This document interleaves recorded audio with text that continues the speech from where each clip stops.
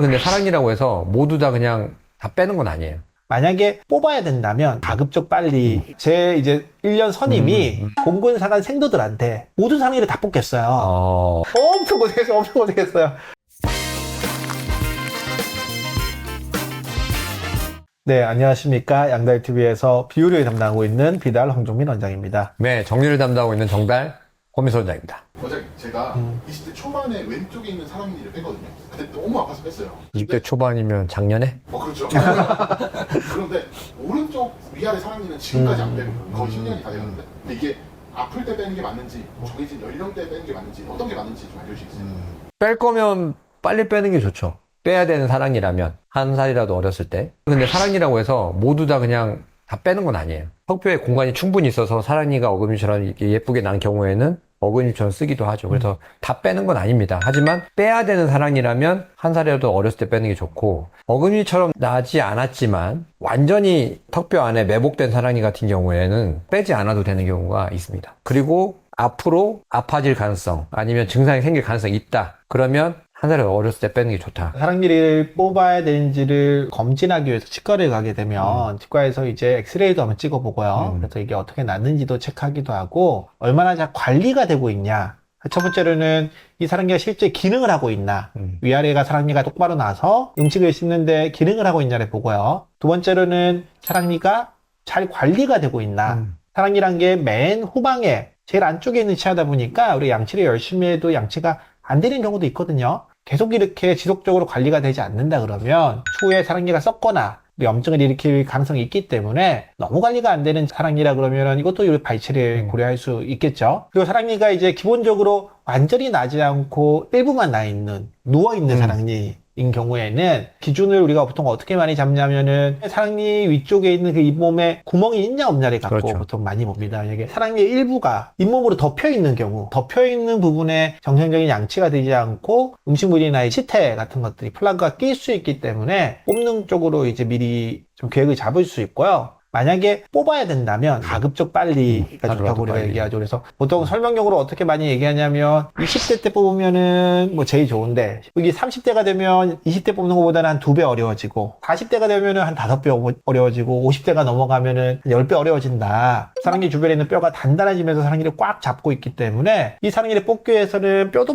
좀 더 많이 깎아야 되고 치아도 좀 더 많이 쪼개서 뽑아야 되다 보니까 뽑는 그 과정도 어렵고요. 뽑고 나서 느끼는 불편감도 훨씬 더 크게 되기 때문에 최대한 빠른 시점, 주로는 뭐 발견되자마자. 고3 마치고 대학 가기 전이나 20대 초반에 뽑는 게 제일 좋지 않나라고 우리가 보통 권해드리고 있긴 합니다. 근데 이제 너무 깊이 매복되어 있는 사랑니는 안 빼기도 합니다. 너무 깊이 있어서 잇몸 밖으로 나와 있지 않고 어금니하고 사랑니 사이에 어떤 틈이 전혀 없는, 뼈도 감싸고 있고 잇몸도 꽉 차게 덮여 있는 경우에는 뼈 안에서는 사랑니가 문제를 잘 안 일으키죠. 이렇게 하는 게 적죠. 그렇죠.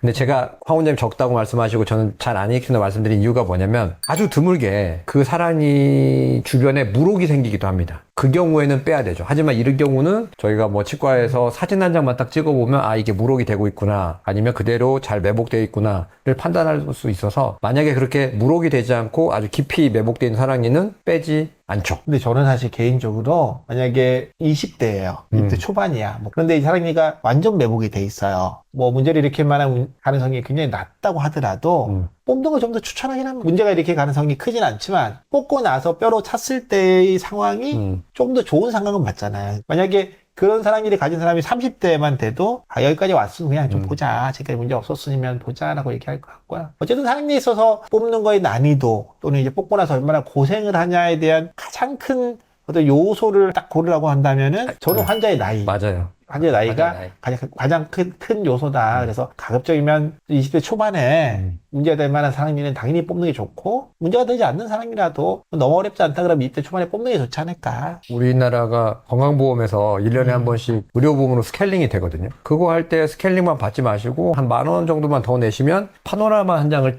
찍고 나서 검진하고 스케일링 하실 수가 있어요. 그 정도면은 뭐 1년에 한 번 정도는 투자할 만하죠. 그때 파노라마를 보고 이상 있는 사랑니가 있는지, 있다면 뽑아야 되는지, 아니면 계속 지켜봐도 되는지, 그렇게 진료를 받으시면 제일 좋을 것 같습니다. 제가 예전에 군대를 저는 이제 공군 소속 군의관이어가지고 항공우주우려원이라고 이제 청주에 있는 공군병원에서 근무를 했는데 근데 그게 여기가 이제 어디랑 같이 있었냐면은 공군사관학교랑 같이 붙어 있어요. 그렇죠. 공군사관학교랑 아, 같이 청주에. 붙어 있어서 주로 어떤 걸 하냐면 이제 전투기 조종사들의 치료도 하기도 하고 건강관리도 하거든요. 근데 이 전투기 조종사들은 되게 압이 높은 상태에 기압이, 일이 되니까 염증의 요소가 조금이라도 있으면 안 돼요. 그러면 전투기를 못 타요. 비행을 못 해요. 그러니까 고도가 높은 데 올라가면 그러니까 그 평소에는 염증에 그죠. 있는 압력이 대기압이랑 이제 다르니까. 다르니까 이제 평소에는 안 아팠던 게 아플 수 있는 거예요, 그때. 그러니까 제 이제 1년 선임이 보철과 선임이었는데 일을 참 되게 열심히 하세요. 나서서 일을 만들어내시는 스타일이어가지고 어떤 걸 했냐면 공군사관 생도들한테 모든 상일을 다 뽑겠어요. 왜냐하면 얘네들 또 나중에 시간이 없으니까 장기적으로 네가 뭐 조종사가 될 거면 상이 없는 환경이 훨씬 더 유리하다. 그렇죠. 그래서 다 했겠네.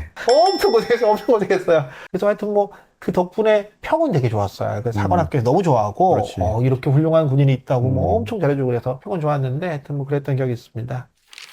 네, 오늘은 이 사랑니에 대한 긴 이야기를 우리 권원장님께서 한 줄로 정리해드리겠습니다. 네, 오늘 내용은 이렇게 정리하도록 하겠습니다. 사랑니 뽑아야 된다면 하루라도 빨리 뽑읍시다. 네, 오늘은 여기까지 하겠습니다. 지금까지 양다이TV의 황종민, 권민수였습니다. 네, 감사합니다.